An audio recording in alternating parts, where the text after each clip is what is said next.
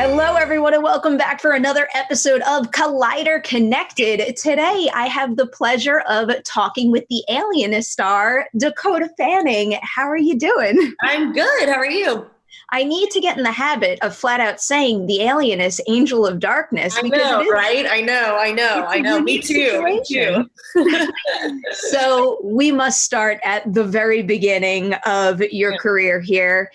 How did you first get into acting, period? Was it a thing that you were naturally drawn to, or is it something that your parents signed you up for and then it kind of took off from there? When I was younger, my mom's sort of parenting philosophy was put me in as many activities as possible and kind of see what sticks, what I have an affinity for and what I, seem to enjoy the most.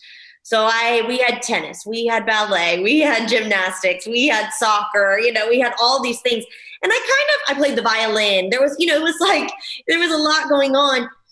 And I was fine doing those things. And I did some of them for a bit. But the thing I wanted to do was hurry up and get it over with so I could go into my room and pretend and like set up my little area and, play house and use my imagination. And when I was in preschool and, all of that, like I went to a Montessori school, which is a play-based, school form of education. You kind of are allowed to gravitate towards whatever you're naturally like. And I always played in the kitchen. Like I always like the pretend kitchen. They were like, she just will not leave that kitchen. She's just in her own mind, in her own world. So my mom was like, okay, well, there was a summer drama camp. I'm from Georgia originally and like 45 minutes outside of Atlanta, and it was in Atlanta. And so my mom signed me up for that, and you kind of practice for the play and then perform the play for the parents at the end of the 2 weeks. And it was the book, The Rainbow Fish. And I played Blue Fish, who, wants one of the scales. And, I remember it like it was yesterday. And the person that ran the drama camp thought that I was more interested than maybe the other kids or paid attention or something about it. She thought, oh, she should do some commercials or something. And so in Atlanta, I did a couple of commercials and then came to LA because my aunt lived in LA and thought, see how a pilot season went. I didn't know exactly what that meant at the time, but I enjoyed what I was doing. And then my first movie was I Am Sam, and it kind of went from there. So, it obviously my mom came with me, but my mom was the one that was like, so are you ready to go home? Are you done? Are we done? Are we done? And I was like, no. So it was a little combination of both of those things you asked. Usually I ask folks on Collider Connected what they were watching at a young age and if that influenced the roles they wound up picking when they got older. But I'm actually curious to reverse it for you. Did you find that the parts that you took at such a young age have influenced the movies and shows you like to watch now? Actually, probably yes. I mean, when I see my younger self in a film, if it crosses my path on TV or something, I'll definitely watch it. And I'm so lucky to have been able to, be in a movie that Tony Scott directed with Denzel Washington, and like a movie that I'm such a fan of, I'm a part of, and that's, I feel so incredibly lucky to have those experiences. And for sure, I mean, all of those experiences, all of those characters and sets and actors have influenced everything about me, everything about me. They were a part of my upbringing, so. I feel like this is probably an impossible question to answer with just one answer, but of all the incredible people that you worked with when you were much younger, whose advice or influence do you find yourself recalling the most today? I think I've taken a little bit from a lot of people, specifically like specific advice. I think people were also very like because I was so young and they were working with me, I think that people were also careful to not like overly advise me either. Do you know what I'm saying? Like to let me also find my 2 feet in the world of making movies and find my own path. So I kind of just got to learn by other people's example, you know. Speaking of Tony Scott, I've never seen a director. I never saw him sit down, you know. I mean, he was with the location manager, like climbing a rock to scout where one of the 8 cameras was going to sit, you know, just seeing like what it takes to become Steven Spielberg. You know what I'm saying? It takes knowledge of every department on a set and knowing exactly their purpose and having a role in collaborating with that person. And, you know, so there's been a lot of things. I think everybody, because they were working with me when I was younger, they also made things really fun, you know, and I hope to be able to do that for a young actor one day, you know, like when I would have a birthday or, you know, when it would be a holiday or something like that. They always would, from my very first movie, like Michelle Pfeiffer, would decorate my trailer on Valentine's Day and like decorate my trailer for my birthday, and just like that feeling of, I don't know, just someone that you admire, like kind of making you feel special and going out of their way. I hope to be able to do that for a young person on a set one day. I like hearing that. It's an important thing, especially when you're in a high stress situation, like making a movie like this. Yeah. And it was always, you know, it's make believe at the end of the day, however old you are. That's really what it is. Do you credit any specific project you've done with kind of, I guess, hitting that point where you've gained more clarity yourself as far as what trajectory you want your career to take and what roles really interest you?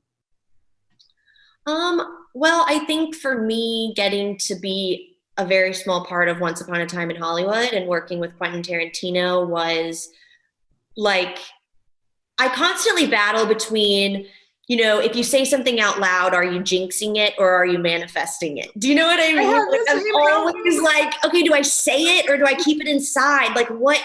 I'm like, is it not going to happen because I want it to happen, or is it going to happen because I want it to happen? Like, I fluctuate between that in my life, but a huge dream of mine was to work with Quentin Tarantino. Like I wanted that since I saw Kill Bill for the first time, you know,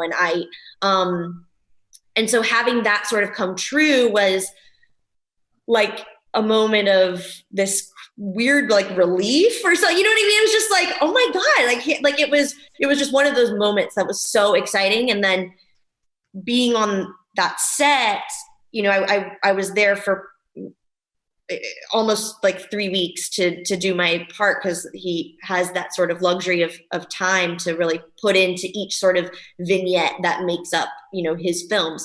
And it was like, it just reminded me of why I love being an actor and why this is what I want to do, and that there's like no better adrenaline rush than like being on a set with a director that you admire and like a cinematographer that you admire and an actor that you admire, and just like every piece of the puzzle is so extraordinary and so like larger than life, and also very intimate and like very much about, we're making a movie and like it's a beautiful day to make a movie, you know. And like Quentin, his sort of childlike love of like just genuine love of film and television just comes through in any conversation that I think anyone could ever have with him, and it just rubs off on everybody on the set. And so it really was a moment of like just remembering why this is what I've chosen to do with my life, and that I do love it. I'm jumping ahead a little here, but I can't not ask about this more. When you did Once, especially given the fact that your character, you know, she has so much confidence and exude so much authority. And then you're working alongside someone you've dreamed of working with, so many other iconic actors. Does it like click into place for you immediately, or do the nerves still bubble up in moments like that? Well, it was very luxurious to be able to film that sequence in order, So the first thing that I filmed was literally the shot of me appearing behind the screen door and like the sun kind of rising over my face and and that was kind of my first thing. So that was good because it's like I didn't have to say any lines yet. It was kind of like more of a physicality thing. The camera was kind of far away. I was like, okay, we're easing our way into the this close-up shot of my eye. I was like, okay, good. We're like easing me into it a little bit. It was interesting though, because I did feel like the red hair and the brown contact lenses and the sort of freckle makeup and the dirt and everything was almost like a shield. Like I didn't feel like myself. I really did feel like another character. And she is such a wild-eyed kind of could do or say anything character that I felt empowered by that. I was definitely nervous, but again, even though it is a larger than life experience, Quentin really makes it very special and very intimate. He's like right there behind the camera, and he's worked with so many of the same people over and over again, which I also think is something that I've noticed that a lot of the greats, most of the greats do. They keep their crew very close and they're all very loyal to one another. And I think that's really beautiful. And, seeing that camaraderie up close was really incredible, and it made for a very safe environment. I love hearing that. Backing up now, going from being a child star and then kind of, being an older adult starring in movies, do you remember the movie where you first felt like you were a part of the adult ensemble and not the kid on set anymore? Right. Well, I think when you don't have to do school anymore, that's an obvious like change, that I wouldn't have to do my 3 hours of school each day. And then you're thrown into the world of the 14-hour day, or, the long day, before you have, certain hours that you can work. So that was definitely, I think the first film I did was a film in London called Now Is Good. That was my first time working after I graduated from high school. So that was a transition, but I do think like maybe The Runaways, I think we were all those girls, we were kind of this band of girls for real. And, I felt I was playing someone who was exactly my age, but going through a lot of heavy stuff. And it was a true story, and getting to know Cherie Curry and Joan Jett. And, I definitely felt a little more grown up on that. I love that movie. I'll never forget covering that one. Yep. Speaking of schooling, though, I did want to ask you about your decision to go to NYU, because personally, I was working as a film critic, and then I decided to go to grad school for film. And I was very afraid of focusing on grad school and losing momentum in my criticism career. So was that a decision you had 100% confidence in, or were you at all concerned that, oh no, if I focus on school, I won't be able to jump into roles as quickly?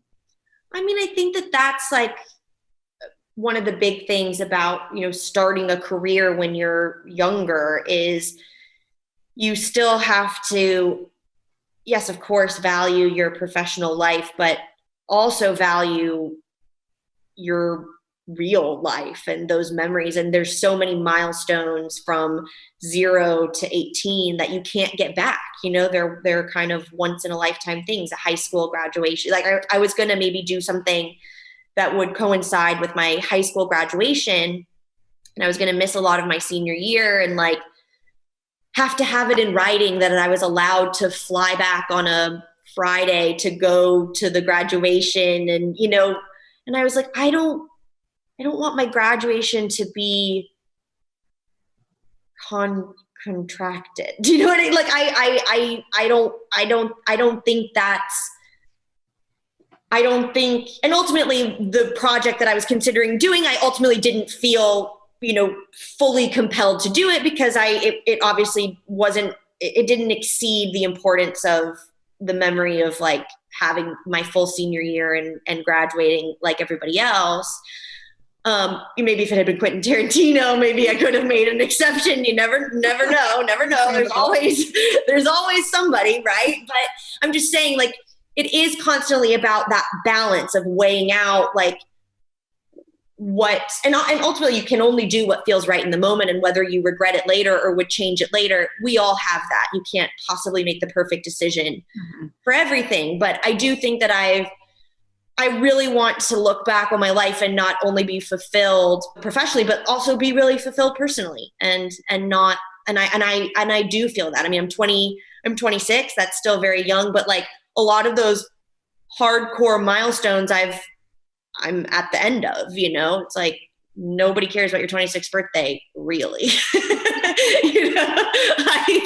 My friends do, I do, but you know what I'm saying? Like the 21st, the 18, the sweet 16, those are things that it happens once. And I've been very lucky to be able to have a great balance of feeling very complete on both sides of my life. And I've never worried about losing that momentum because even though I fluctuate between the jinx and the manifest, I ultimately think that everything does happen for the purpose that it's supposed to happen for, and that one day you'll understand why it happened the way it did, and have to just have kind of faith in that and trust in that.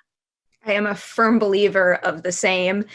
I wanted to talk a little bit about the size of some of the projects that you've been on, because I guess I would say probably Cat in the Hat and War of the Worlds, correct me if I'm wrong, were your first like massive budgeted project. So as a young actor growing up, did you find yourself having to, I don't know, kind of like readjust your process and how you carry yourself on set when all of a sudden there were these huge sets and so many more people around?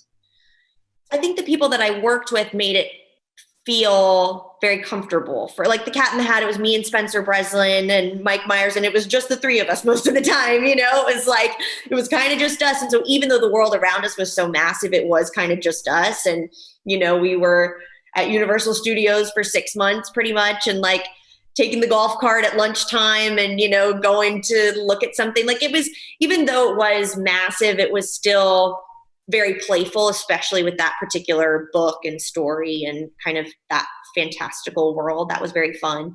And then War of the Worlds, talk about examples, like, Steven Spielberg, working on a Steven Spielberg film, was working with Tom Cruise. Like you can't get larger than that. And again, it was like similar to what I was saying about Once Upon a Time in Hollywood. Like it was huge and also tiny, like it also felt kind of small because it was, again, like Steven works with the same people and the camaraderie and that familial aspect. And that was another one where like, it was Thanksgiving and 500 pies show up for the crew of 500, just like it was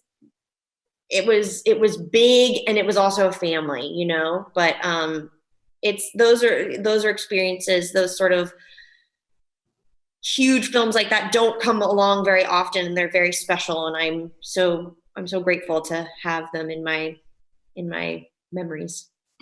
What is the film that you would say people come up to you and ask you about most? Because in my prep for this, I just randomly put your name in a Twitter search, and the amount of tweets about War of the World in particular, I think it caught me off guard a little. Yeah, there's a lot of those. I get a lot of Man on Fire. A lot of Man on Fire. A lot of people are fans of that. I don't know if I've ever met someone who's not a fan of Denzel Washington in movies. As an actor, he's kind of like one of the greatest there will ever be. So I get a lot of people with Man on Fire, but there's kind of something for I feel like it always surprises me. Like, a guy will come up to me and he loves Coraline. You know what I mean? Like a guy in his 40s like loves Coraline. I'm like, okay, great. it kind of is always a surprise. But yeah, maybe War of the Worlds. I mean, I was also in the Twilight films, so there's a lot of fans of that, and people that hold that saga very close to them.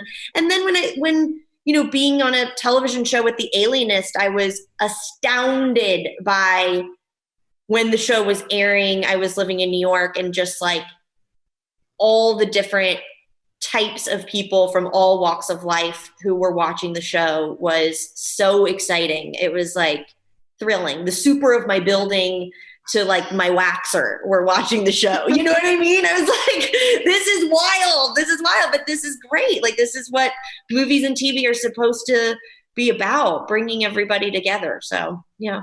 I feel like that's what happens when you have a filmography that's also made up of just such diverse projects too. You're bound to get responses like that. It's nice. Yeah, it's nice. So with The Alienist now, I know you had done some guest work on shows and voice work on shows before, but this was your first major starring role in a live action role, at least, right? Yes. Was there any reason that it took you so long to jump into something like that? What was it about The Alienist that made you want to make that commitment? Well, I think that, I knew that there were two books, so potentially two stories to tell. It was, when I did The Alienist, it was, a limited series and kind of, we got to tell a start to finish story. And then when we were, approached about doing it again, it was like very exciting to get to do it again. But I think it's obvious that the lines between movies and television have just completely almost vanished, and I also find that I'm, 7 times out of 10 more kind of lit up by something that I'm watching on TV, and getting to have more time to tell a story and kind of be able to take more creative risks a little bit. It's like, I was intrigued by that and excited by that. And it with The Alienist, again, like getting to be around people watching it in real time was so exciting, and like wanting to know what happened. And that experience is particular to TV, I think. Listen, I think for me, it's wherever there's a great character and a great story, I think it doesn't really matter what platform it's on at the moment, especially right now, we're all at home. We're all at home. So, we need this. We need that stuff to be available. And I think it's really wonderful to be able to have, a television show available to a ton of people. And I like that. Yeah, I couldn't agree with that more. I need my content more than ever right now. I know. So given the whole limited series thing, when you were making Angel of Darkness, did it feel more to you like I don't know, a season 2 of a show, or maybe even a movie sequel in a sense? Kind of. When we were filming, when we would film them, you try and stay in each episode and move in a linear fashion. Of course, by the end, you're you're jumping around, you're going back to pick something up, you're kind of moving in and out. So it ends up kind of feeling just like one long film. And yeah, it felt like, it felt like I can imagine doing a sequel of a film. It felt the same as doing a season 2, it really did. Because we're continuing the story of these characters, but it's also very different than the first season. The crime that we're dealing with is different, and my character is in such a different place in her life. And, we get to see a little window into where they're all going by the end. And so I think it's a satisfying conclusion to these characters' lives that people got very invested in. There's lots to like about it, but that was one of the biggest reasons why I was thrilled you guys got another season, was because where Sara goes, it opens up her world so much. And, while the first season had a phenomenal ensemble, one of the cool things about it this time around is that you aren't one of the only key ladies in the bunch. I know, thank God I had some girlfriends. I love the boys, but I had some girlfriends. It was great. How was it being on set now with more phenomenal actresses? It was so fun. It was really fun. I love that we see Sara Howard mentoring other young women and setting this example. And, we get to see the character of Joanna, Cyrus's niece, and, seeing her working for the New York Times and having her own side story, and Melanie Field, who plays Bitsy, and Georgia Lowe, who plays Millie, and getting to know those girls was awesome. And they're lovely, and, became friends. And I think it was important because Sarah's story, of course, would include other women, and so it was great to get to see that happen this time. That is absolutely one of my favorite elements of the show. I also wanted to ask you a little bit about working with the creative team, specifically the writers and directors, because I feel like that switched pretty significantly from 1 to 2. So right. Can you feel the difference when you're working with material? Well, I think that the thing that I felt even more the second time around was the fierce protectiveness I had over Sara and over the story, and even over Luke and Daniel's characters. I think that the three of us knew each other so well and each other's characters so well, and like what we thought the story was. And so we were able to all protect each other for that, and not from anything, but you know what I mean? Just really know if something didn't feel right, or if something needed to be adjusted, or remember we said that in episode 2 of season 1, like we can't say that again, or we already know this, or just little things. We felt very protective of the characters, and that was a difference. But the writers and the directors were awesome. We had a female director this time around, Claire Kilner, who was like wonderful. I think it was also, we are telling such a female story in this season, and we're seeing the women's rights movement, and we're seeing inequality between men and women and those injustices. And I think it was great to have Claire's sort of feminine touch on the series, and then everyone else was awesome too. There's a lot of meat in this season. There's a lot of juicy stuff. So it was, and even stuff that I'm not involved in, I mean, I'm in a lot of it, but also some of the other storylines of the characters, new and old ones. There's a lot going on, which I appreciate. I think to make a good story, everyone needs a storyline, like everyone needs a fully fleshed out character. And I think we definitely have that. As we start to wind down here, I wanted to squeeze in 2 more different topics. First, Sweetness in the Belly, because I was supposed to talk to you at TIFF when that movie was premiering there, and I remember what happened, and I think you are so friggin' phenomenal in that movie. Oh, that's so nice. Thank you. I have to ask, though, what was it like experiencing that for you, where assumptions were being made about something that hadn't even been seen? I know. I mean, I think that we live in a world where that happens sometimes. And, ultimately it was literally a typo in a headline of an article. It was just it was an untrue thing. And it is a film really about celebrating Ethiopia and Ethiopian characters. And it was directed by, Ethiopian man, and we filmed there, and it's, so it was something that got misinterpreted. I was filming this when TIFF happened. So it was a scheduling thing. I would have totally been there. I literally couldn't, because getting Budapest to Toronto, there's like one, you know what I mean? It was just it couldn't happen. But I'm glad you saw the film. Glad you liked it. Thank you. It's excellent. You're great in it. And also that's the film that finally got me on the Wunmi Masaku train. And oh my God. Don't get off. She's amazing. I'm obsessed. I feel like I have become the wonderful woman, and she's so great in the movie. And that the movie is about their friendship, and Wunmi's character really saves mine, and it's like it is a beautiful film. I'm glad you liked it. Yeah, you two and that are something else. And I wanted to wind down by asking you about your goals as a director, because I was just watching Hello Apartment, and you definitely have an eye for it, and a very specific sense of style too. So are there ambitions beyond the short?